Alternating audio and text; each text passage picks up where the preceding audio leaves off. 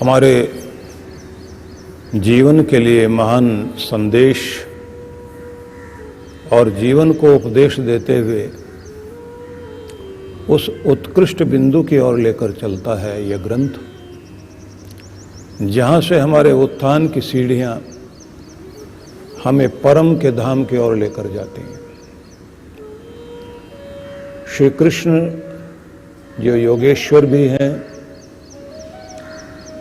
मार्गदर्शक तो है ही, अर्जुन के सारथी हैं, लेकिन उसके जीवन के सारथी भी हैं।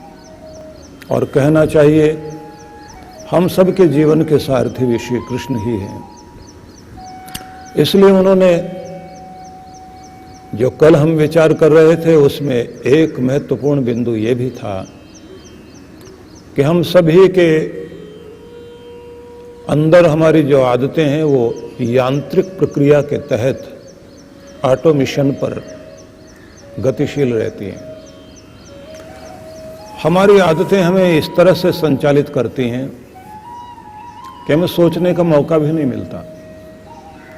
जैसी भावनाएं हमारी बनने लग जाती हैं, उन भावनाओं के अनुरूप हमारा अवचेतन मन हमारे क्रिया शरीर पर काम करता है और हम इतनी तेजी से क्रियाशील हो जाते हैं,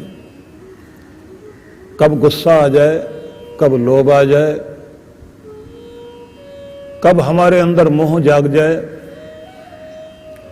कब किसी प्रकार का अहंकार, कब किसी प्रकार की ईर्ष्या, और कब हमारे मन में किन्हीं की बातों के प्रभाव से निराशा आ जाए। कोई झूठे सपने दिखाए तो हम लोग बहुत उत्साहित हो जाते हैं, क्योंकि कोई भी हमें छेड़ता है किसी भी विचार के माध्यम से, तो उसके द्वारा हमारे अंदर कुछ भावनाएं जागती हैं। वो भावनाएं फिर क्रिया को, और फिर जो हमारे अंदर हमारी इच्छाओं की, कहना चाहिए जिसको दर्शन की भाषा में कहा जाता है कि इच्छा ही मनुष्य के अंदर वह संस्कार, वहां तो शब्द चलता है वासना, वो सब वासनाएं हैं, चाहे वो लोभ की हैं, क्रोध की हैं, काम की हैं, अहंकार की वासनाएं, अनेक तरह की जो इच्छाएं हैं वो इतनी तेजी से काम करती हैं कि हम फिर उसके बहाव में बह जाते हैं। और कमाल ये बताया गया है कि एक छोटा सा भी धागा इतना मजबूत होता है इन विषय वासनाओं का कि एक छोटे से धागे से बंधे बंधे हम इस तरह बंधन में आ जाते हैं जैसे कोई बड़े से जानवर को किसी जंजीर से बांध लेता है। इस तरह से हम बंधन में आ जाते हैं और मुक्त होना आसान नहीं है। प्रत्येक व्यक्ति के अंदर जो आदतें हैं वो ऐसे नहीं बने, बार बार रिपीट करने से आदतें बनी। जितना जितना हम किसी चीज को दोहराते जाते हैं उससे वो आदत बनती जाती है। लेकिन ये ध्यान रख लीजिए कि मोह को दूर करना है, आसक्ति को दूर करना है, लेकिन प्रेम नहीं। प्रेम के बिना आप जी नहीं सकते। आपके पास जो भी दुनिया के रिश्ते हैं, जो भी आपके अपने हैं, वहाँ एक ही तो चीज है जो आपको बांधती है और वह आपका प्रेम। लेकिन प्रेम कब मोह बन जाए और प्रेम कब वासना बन जाए, वहाँ आपको स्वयं को संभालना होता है। श्री कृष्ण भगवान आगे ये कह रहे थे कि तुम कितने भी ज्ञानी हो क्यों ना हो, कितने भी बड़े बड़े अच्छे विचार क्यों ना रखते हो, लेकिन व्यक्ति का मन इतना आदतों का गुलाम होता है या फिर इतने जल्दी से प्रभावित हो जाता है कि उसे बहने में, बहकने में देर नहीं लगती। तो क्या करना चाहिए, आगे इसी को वो समझाते हैं। तानि सर्वाणि संयम्य युक्त आसीत मत्परः वशे ही यस्य इंद्रियाणि तस्य प्रज्ञा प्रतिष्ठिता। भगवान कह रहे हैं कि उन सभी इंद्रियों को वश में करके, उनसे मतलब वे जो आपको भटकाती हैं, इंद्रियां जो आपको संसार में फंसाती हैं, वो इंद्रियां जो आज तक आपको आपके उद्देश्य से भटका रही थी, तो उन सब इंद्रियों को वश में करके आगे उन्होंने कहा, मुझ पर मत पर युक्त आसीत, मुझ में अपना ध्यान लगाकर। शब्द एक और है आसीत, कि आसन पर स्थिर हो जाइए। अपनी इंद्रियों को केंद्रित करते हुए मुझ में अपना मन ध्यान लगाकर तुम स्थिरता पूर्वक, स्थिरम सुखम आसनम, आसन पर बैठना, उसका मतलब यह है कि जिससे आप स्थिरता से बैठ सके वही आसन है।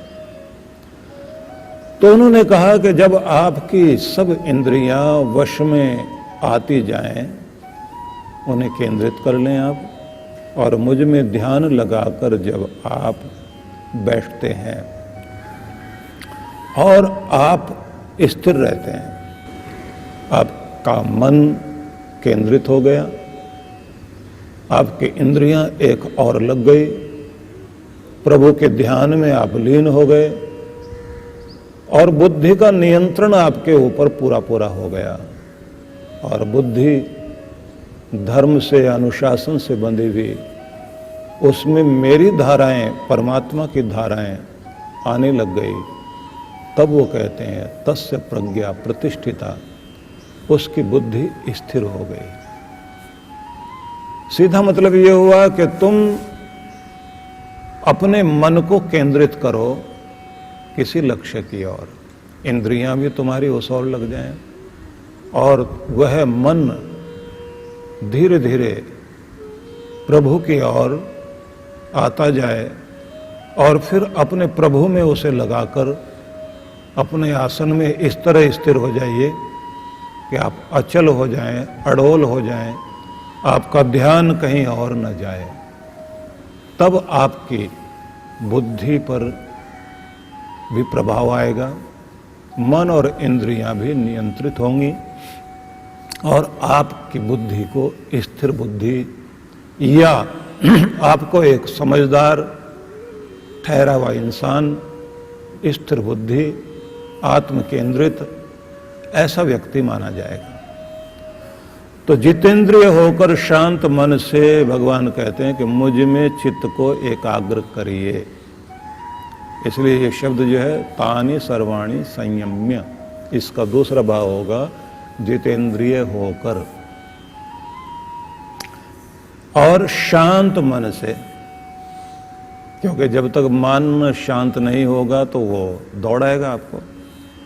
तो अर्थ ऐसे भी कीजिए कि जितेंद्रिय होकर शांत मन से चित्त को एकाग्र करके आसन पर बैठना चाहिए, जिससे अपनी इंद्रियों को वश में करने में आसानी हो और व्यक्ति आत्म स्थित हो जाए, स्वयं में स्थित हो जाए।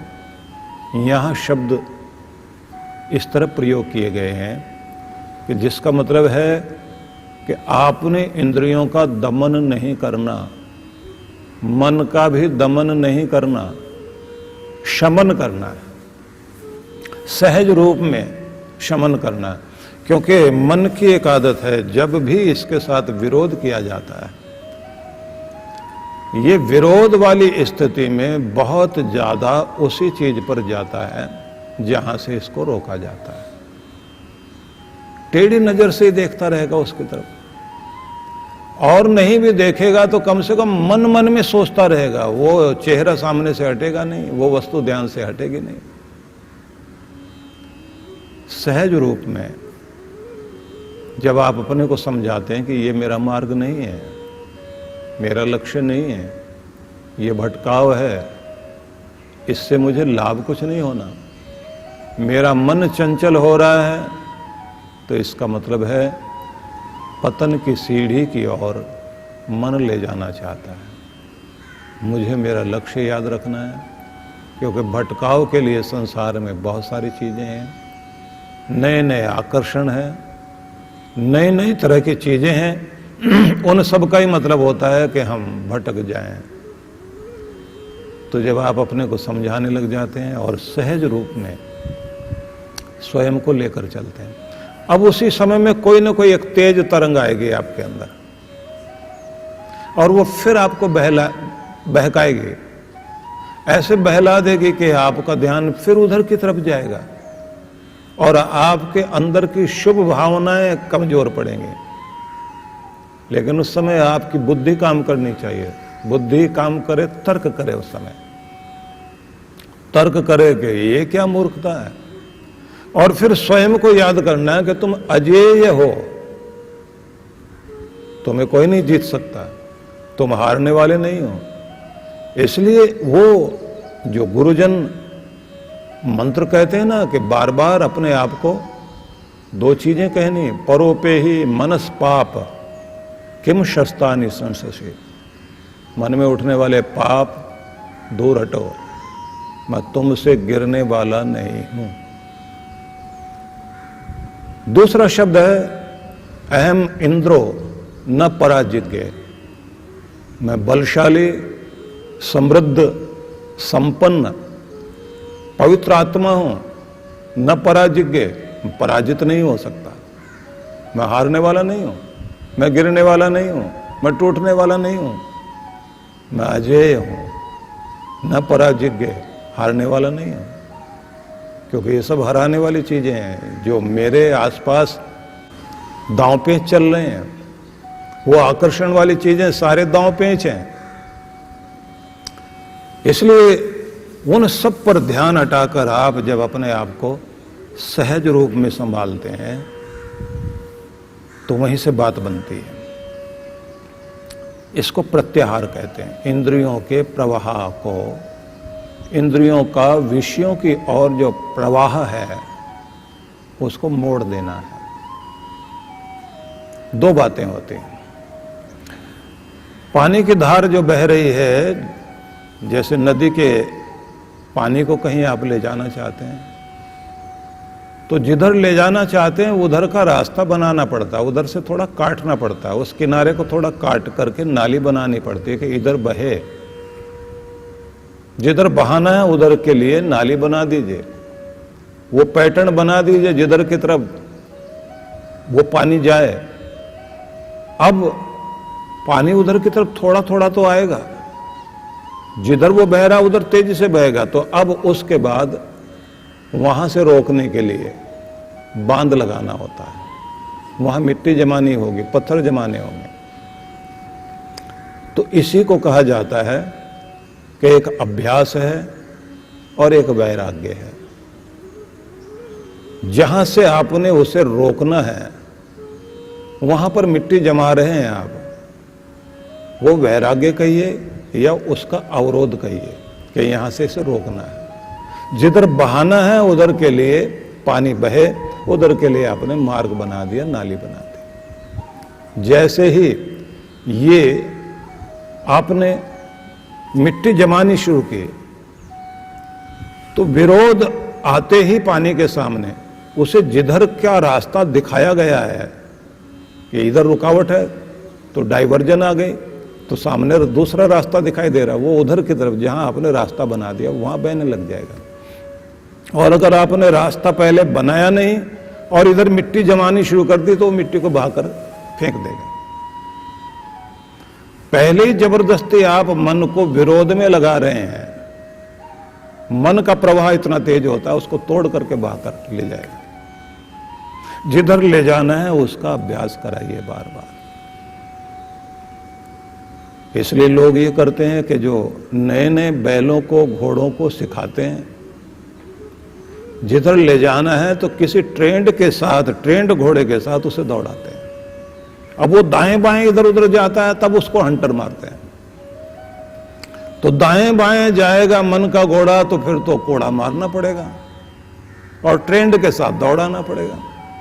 इसलिए उनके साथ बैठिए जिनके साथ बैठने से आपको अभ्यास हो शुभ का। और मन पर अनुशासन का कोड़ा मारते जाइए। तो ये तो हो गया जिसे कहते हैं संयमन, नियंत्रण, अपने आप को साधना, अपने आप को ट्रेंड करना। दूसरा है कि इसके बाद महत्वपूर्ण क्या है? शांत मन, मन को शांत करें, इसके उथल पुथल को रोकें, इसके अंदर की बेचैनी को शांत करें।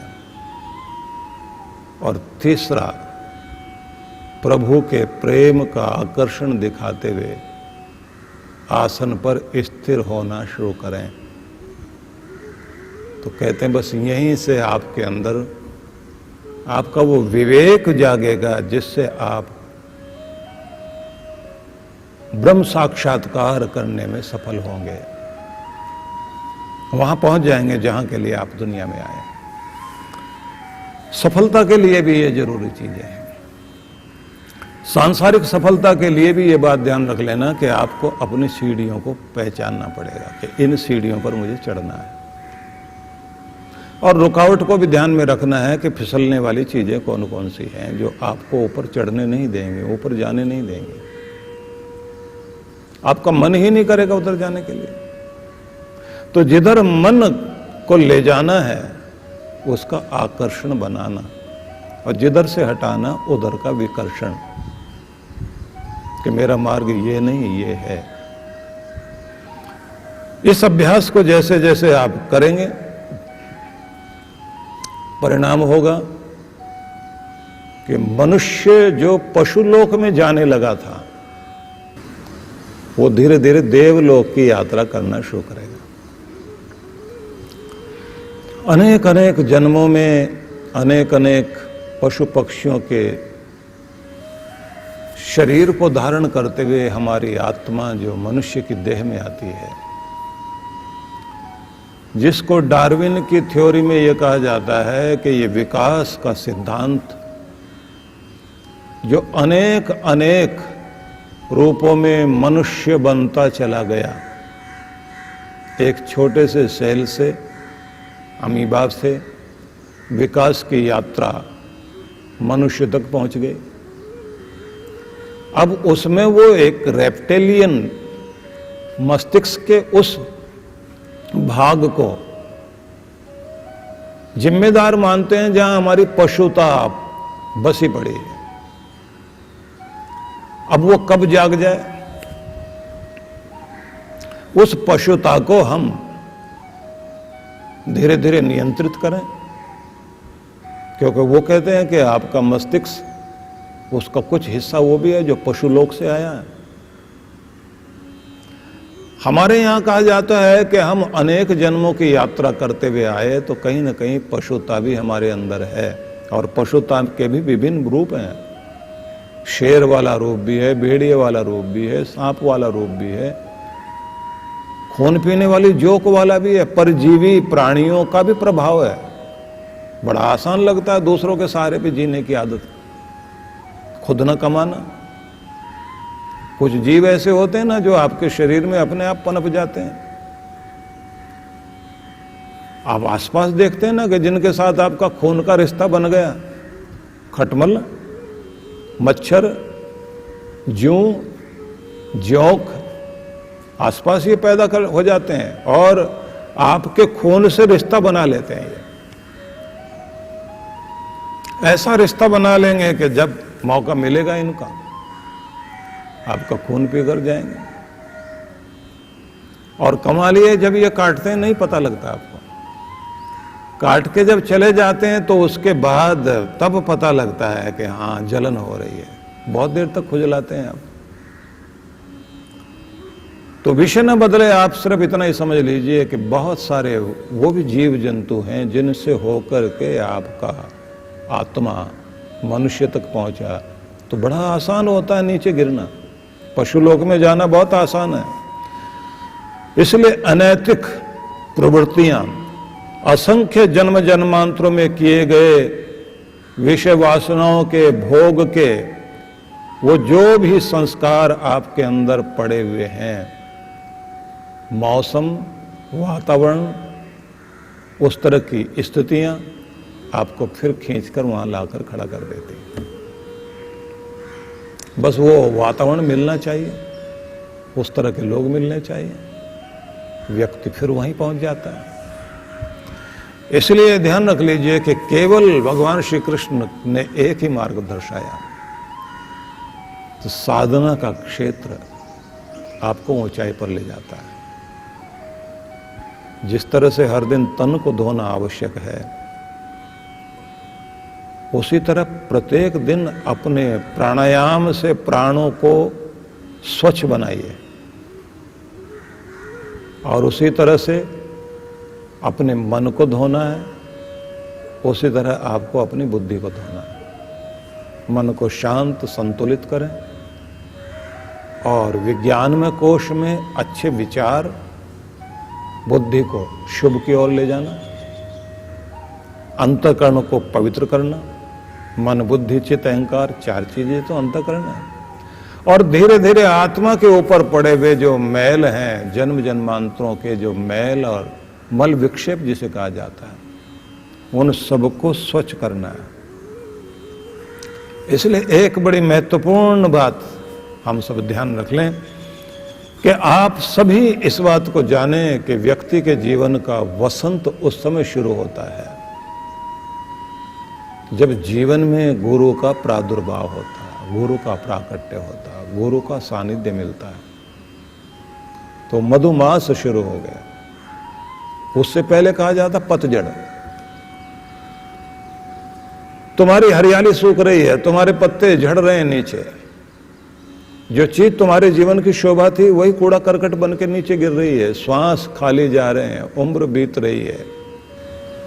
आपके जीवन में कोई आपका लाइफ कोच नहीं है, आपका कोई मार्गदर्शक नहीं है, आपको कोई सही दिशा में चलाने वाला नहीं है। नौका खूंटे से खुल गई है, रस्सी खुल गई है, चलाने वाला कोई नहीं है। अब तो बहाव में घूम रही है, किधर भी जाएगी, मुंह उठाया किधर भी चल पड़ी है। तो फिर आप भीड़ का हिस्सा बन जाएंगे, फिर आपका कोई उद्देश्य नहीं होगा। इसलिए अगर बहुत सारे युवक हैं तक्षशिला में, लेकिन एक को सीधा सीधा निर्देशन मिला चंद्रगुप्त को, चाणक्य का, और उससे मांगा कि संकल्प करो कि तुम गुरु के मार्ग पर चलने के लिए तैयार हो। उसने कहा मैं संकल्प करता हूं। बोले तन, मन, धन, प्राण सब रूपों में अर्पण करते हुए मरने मिटने को तैयार। उसने कहा मैं इसके लिए भी तैयार हूं।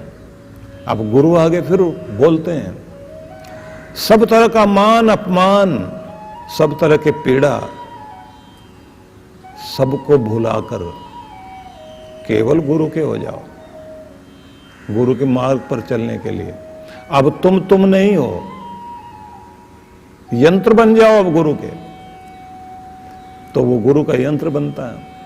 अब उस यंत्र बनने का मतलब ये होता है कि उसके बाद एक कुशल व्यक्ति उसे उस ऊंचाई तक ले जा रहा है कि वो सम्राट बना। लेकिन सम्राट बनने तक की प्रक्रिया में न जाने कितनी पीड़ाएं सही, कितने युद्ध लड़े, कितने लोगों का संगठन साथ में लेकर चलना पड़ा। कहां झुकना है, कहां दबाना है, कहां मनाना है, कहां जोड़ना है, कहां तोड़ना है। और फिर एक समय ऐसा आया कि कठ रियासत की राजकुमारी, जिसने चंद्रगुप्त के लिए बड़ी कुर्बानी दी थी, अपना पूरा राज्य लगा दिया एक तरफ, और चंद्रगुप्त चाहता था कि वहां उसका विवाह हो। और तैयारी पूरी हो गई, जिसने सब कुछ दांव पर लगाया। बहुत बड़ा प्रेम था उस युवती का। चंद्रगुप्त भी समझता है कि केवल एहसान ही नहीं, मुझे जैसी सहधर्मिणी चाहिए वो है ये। चाणक्य ने कह दिया कि यहां नहीं है, तुमने सेल्यूकस की बेटी से विवाह करना है, तुमने वहां विवाह करना है जहां से बार बार आक्रमण हो रहे हैं देश पर, वो लोग तुम्हारे बन जाने चाहिए। अब भावनाएं कहती हैं कि नहीं, मुझे यहां जाना चाहिए। भावनाएं कहती हैं कि ये तो मेरा मन जहां जिस तरह से मैंने बुद्धि से सोचा वो मार्ग तो अलग है। गुरु फिर याद कराते हैं कि तुम वो ही नहीं, तुमने तो सब कुछ पहले ही गुरु के प्रति समर्पित किया। क्योंकि जब तक कोई नदी समर्पित होगी नहीं तो सागर बनेगी नहीं। गुरु का आदेश मानने का मतलब यह है, परमात्मा के लिए भी तो यही करना पड़ेगा आपको। परमात्मा की राह पर जब आप चलना चाहते हैं तो पूरी तरह से आपको वहां विलीन होना होता है। और दुनिया में सबसे बड़ा एक तो राजद्रोह है, धर्मद्रोही बनना, लेकिन इन सबसे भी बढ़कर माना जाता है गुरुद्रोही बनना। गुरु के साथ द्रोह करना दुनिया में सबसे बड़ा पाप माना जाता है। आदमी अपने अपने तर्क देने लग जाता है। जैसे बच्चे जो हैं ज्यादा बड़े हो जाते हैं तो वो माँ बाप को तो अनपढ़ मूर्ख ना समझ, उनको समझाने वाले और फिर उनका क्या आदर करना, उनकी क्या बात मानने। उनको तो हम सिखाते हैं, उनको तो हम बताते हैं। इसलिए ये बात ध्यान रख लेना, चालाकियां लेकर और ज्यादा समझदारी लेकर जब आप सामने खड़े हो जाते हैं तो समर्पण आपका अधूरा रह जाता है, तब आप कुछ भी नहीं पा सकते। इसलिए फिर आपसे मैं कहना चाहता हूं कि गुरु का निर्देशन मिल जाए तो जीवन में वसंत है। और अगर गुरु का निर्देशन मिलता भी हो और आप उसे बहुत श्रद्धा से मानना है, क्योंकि आपको लग रहा है कि गुरु जहां से हटा रहा है वो तो गलत हटा रहा है, मेरा तो कल्याण इसमें नहीं लगता, मुझे तो भला उधर लग रहा है। अब उसे नहीं पता कि उसका भला किस चीज में होने वाला है। अनुभवी और इस संसार के भी पार जो देख सकता है वो तो गुरु ही देख सकता है। इसलिए श्री कृष्ण ने एक शब्द यहां कहा, मत पर युक्त आसीत, मुझ में ध्यान लगाकर आसन में स्थिर हो जाओ, मायालोक समाप्त हो जाएगा। भगवान के हो जाइए तो उसके बाद जो सारी चीजें आपको भटका रही थी वो अपने आप टूटेंगे, और जिधर जाना है वो शक्तियां अपने आप खींचने लगेंगी फिर तुम्हें। कालिदास की कुमार संभव की वो पंक्ति जहां वो कहते हैं, विकार हेतु तो सति विक्रयन्ते एषाम न चेतांसी त एव धीरा। बड़ी सुंदर पंक्ति है उनकी कि विकार वाली चीजें, फिसलाने वाली सारी चीजें सामने हों और तब भी व्यक्ति ना फिसले, तब माना जाएगा वो धीर है, वो वीर है, उसकी ऊंचाई अपने आप में है। जहां कहीं फिसलन हो ही नहीं और वहां आप कहें कि मैं तो बड़ा स्थिर हूं, मैं तो बड़ा धीर हूं, मैं तो आत्मानुशासन में चल रहा हूं। हालांकि ध्यान रख लेना कि आत्मानुशासन आपका संकल्प के बिना नहीं चलता, और संकल्प जो है दृढ़ भावनाओं के बिना नहीं चलता। किसी को भी अपने जीवन पर अनुशासन बनाना है तो उसे सबसे पहले संकल्प करना चाहिए, और संकल्प को आगे बढ़ाने के लिए उसके अंदर जो है भावनाएं जागृत होनी चाहिए। सर्वोच्च सत्ता के दर्शन के लिए आत्म अनुशासन इसी से सरल होगा कि आपने संकल्प किया, आपके अंदर भावनाएं जागी, आप सहज हुए तो अनुशासन जीवन में बंधा। तो थोड़ा थोड़ा सरल करते हैं बात को। सीधा मतलब यही हुआ कि गुरु का निर्देशन भी चाहिए, आसन में स्थिरता चाहिए, अपने आप को सहज रूप में संभालने की हर दिन कोशिश करते रहना चाहिए। अब आगे वो कहते हैं कि तुम्हारे उत्थान और पतन की सीढ़ियां कैसे काम करती हैं। तो पहले पतन की सीढ़ी समझाते हैं और उसी को आप थोड़ा मोड़ कर देखेंगे तो वही उत्थान की सीढ़ी भी समझ में आएगी। ध्यायतो विषयान पुंस संगस्ते शुभ जायते, संगात जायते कामः, कामात् क्रोधो विजायते, क्रोधात् भवति सम्मोह, सम्मोहात् स्मृति विभ्रमा, स्मृति भ्रंशात् बुद्धिनाश, बुद्धिनाशात् प्रणश्यते। अब एक क्रम बताया उन्होंने। जब कोई मनुष्य मन में इंद्रियों के विषय पर ध्यान लगाए रखता है, जब कोई व्यक्ति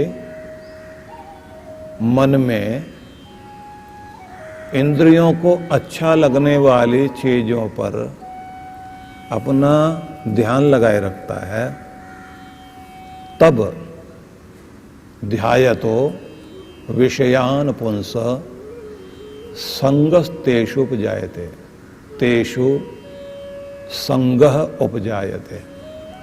उन इंद्रियों में जो ध्यान टिकाया जिस वस्तु का, तो उससे मन में एक चीज आ जाती जिसको बोलते हैं संग दोष। सरलता से समझते हैं, किसी भी चीज को देखने के बाद मन में उसको प्राप्त करने की चाह जाग जाए, तो उससे आगे का शब्द श्री कृष्ण यूज करते हैं। किसी चीज को देखते रहने से उसे पाने की चाह मन में जाग जाए, तो आगे शब्द प्रयोग करते हैं ध्यायतो, और ध्यान वहीं लगा रहे। क्योंकि जैसे वो बता रहे हैं उससे पहले वाली भूमिका जरूर समझ लेना। देखना और ताड़ना दोनों में बड़ा अंतर है। किसी चीज को बार बार तकना, तो वहां आंखें अटकी हैं। अब आंखें अटकने के बाद दूसरी बात एक और है, मन में विचार चल रहा है। अब यहीं से वो शुरू करते हैं कि आगे फिर उसका ध्यान बना रहे। ध्यायतो विषयान पुंस, उन चीजों का बार बार ध्यान करते हुए, उन्हीं विषयों का ध्यान करते हुए एक दोष पैदा होता है जिसको कहते हैं संग, अटैचमेंट, लगाव। आंखों से चीज जाएगी नहीं, लगाव पैदा हो गया, घूम घूम कर वहीं जाएंगे, वही चीज आंखों के सामने आएगी। अब वो कोई भी चीज होती है, किसी भी वस्तु को देखने की पहली दृष्टि होती है अपेक्षा, और दूसरी दृष्टि होती है उपेक्षा। आप अपेक्षा से देखते हैं तो ये सीढ़ी शुरू हो जाएगी कि वहीं का बार बार ध्यान आएगा, मन वहां अटकेगा, मन उसमें ठहरेगा, सोते जागते चलते फिरते ध्यान वहीं। तो फिर एक दोष शुरू हो जाता है जिसे संग दोष कहते हैं, अटैचमेंट शुरू हो जाएगी, लगाव शुरू हो गया। ये साइकोलॉजी 5000 वर्ष पहले श्री कृष्ण कह रहे हैं, ये मनोविज्ञान। तो आगे उन्होंने एक और बड़ी बात कही, संग पैदा हुआ, अटैचमेंट पैदा हो गई, संगात जायते कामः, अब कामना पैदा हो गई। कामना मतलब उसे पाने की तीव्र इच्छा, पागलपन दिमाग में तो घूम ही रहा है। अब उसके बाद में वो सारे क्रम शुरू होंगे जिसमें आप देखते हैं कि समाज किस तरह से भटकता है, चोट खाता है, लोग क्या कर बैठते हैं, क्या घटनाएं घट जाती हैं। संग पैदा हो गया, अटैचमेंट पैदा हो गई, और उससे कामनाएं पैदा हो गई। कामनाएं जो हैं वो तीव्र इच्छाएं हैं, वो तेज बहाव है कि जिससे ऐसा लगता है कि मैं बहुत जल्दी ये सब पूरा कर ही सकता हूं। आगे शब्द एक और कहते हैं, कामात क्रोधो भी जायते। अब कामना में अगर कोई बाधक बनता है, कोई समझाने लग जाए, कोई दोस्त ही बोलने लग जाए, उसका गला पकड़ने को तैयार है आदमी, तुम क्या समझा रहे हो मुझे। कोई भी बीच में रुकावट बन जाए, लोग हत्या कर देते हैं, मार देंगे उसको, चोट पहुंचा देंगे। आप देखते हैं रात दिन का पागलपन जो लोगों में है, बाधक जो बन रहा है उस पर क्रोध आ गया। और कहते हैं क्रोध भी साधारण नहीं होता, क्योंकि वो भी एक नई चीज पैदा करके जाता। क्रोधात भवति सम्मोह, सम्मोहन पैदा हो जाएगा उससे। सम्मोहन हिप्नोटाइज कर दिया हो जैसे किसी चीज ने। इसको कहा गया मूढ़ता, कि वो क्रोध जो आया, जो बाधक बन रहा है मेरी इस चीज को पाने में, बस ऐसा क्रोध जागने के साथ मूढ़ता जागेगी। मूढ़ता ऐसी कि उस मूर्खता में लोग समझाएं। दुर्योधन कहता है जानामि धर्मम न च मे प्रवृत्ति, मुझे पता है अच्छा बुरा क्या है। जानामि अधर्मम न च मे निवृत्ति, बुराई भी पता है लेकिन मेरा मन नहीं हट रहा वहां से। केनापि देवेन हृदय स्थितेन यथा नियुक्तोस्मि तथा करोमि, जैसे वो खींच रहा है वैसे करूंगा मैं। तो ये जो मनमानी करने की चाह जागती है ना, किसी की सुनना नहीं, किसी की बात मानना नहीं, ये ऐसे तो शुरू होती है। अब ये मूढ़ता आ गई, मोह आ गया, सम्मोहन, आदमी हिप्नोटाइज हो गया और उससे मूर्खता पैदा हो गई। सम्मोहात स्मृति विभ्रमा। अब आगे वो फिर कहते हैं कि बात इतनी नहीं है, उससे फिर स्मृति भ्रम हो गया। मतलब भूल गया अपने आप को, मैं कौन, किस खानदान का क्या व्यक्ति। समझाए कोई नहीं समझता, सुनाए कोई नहीं सुनता, क्योंकि ये स्मृति लोप, खुद के बारे में जो अपनी ऊंचाई को भूल जाना, अपनी अच्छाई को भूल जाना, अपने खानदान को भूल जाना, फिर उसी में तो वो भी चीज बसी होती है कि इसका दुष्परिणाम कितना घातक हो सकता है, वो उसको भी भूल जाना। और फिर कहते हैं स्मृति भ्रंशाद बुद्धिनाश। बस यहां जब खुद की समझ चली गई तब बुद्धि नाश, अक्ल मारी गई, बुद्धि का नाश हो गया। ये मति भ्रम नहीं हुआ, मति नष्ट हो गई, बुद्धि ही नहीं है। बुद्धि नाशात प्रणश्यति, और बस इसी के कारण बुद्धि का नाश क्या हुआ, प्रणश्यति, आदमी नष्ट हो जाता है, उसकी आदमियत खत्म हो गई। बस यही सारी गड़बड़ है। ये देवत्व से पतन के मार्ग बताए गए हैं। बीज वृक्ष बनता है, लेकिन एक क्रम और भी है। छोटा सा बीज मन में आया किसी चीज को देखकर और वो एक विष का वृक्ष बन गया हो, क्योंकि आप एक मकड़ जाल में फंस गए हो, मकड़ी के जाले में। अब एक धागा सुलझाते हैं तो नहीं सुलझता, अब तो उलझते जा रहे हैं, यही तो जाल है। अब सफलता के लिए क्या किया जा सकता है वो भी ध्यान रखिए। जिस चीज को पाना चाहते हैं, जिस चीज का लक्ष्य जीवन में है, जो ऊंची चीज आपके मन में है, क्योंकि यही सीढ़ियां नीचे की तरफ ले जा रही हैं, यही ऊपर ले जाएंगे। अब इनको थोड़ा दूसरे ढंग से समझिए। हालांकि ये विषय से अलग हटेगा, लेकिन फिर भी हमारे लिए महत्वपूर्ण है। जिस चीज को आप पाना चाहते हैं, जहां आप जाना चाहते हैं, जिस ऊंचाई पर जाना चाहते हैं, जो ऊंचा आदर्श आपका है, जो ऊंचा लक्ष्य आपका है, उसके लिए क्या करिए? उसको देखिए, समझिए, याद कीजिए, इतना कि वो मन में बस जाए, मन में घूमने लग जाए। और मन में घूमे तो ऐसे कि उठते बैठते सोते जागते उसी का ध्यान हो कि मुझे यहां पहुंचना है।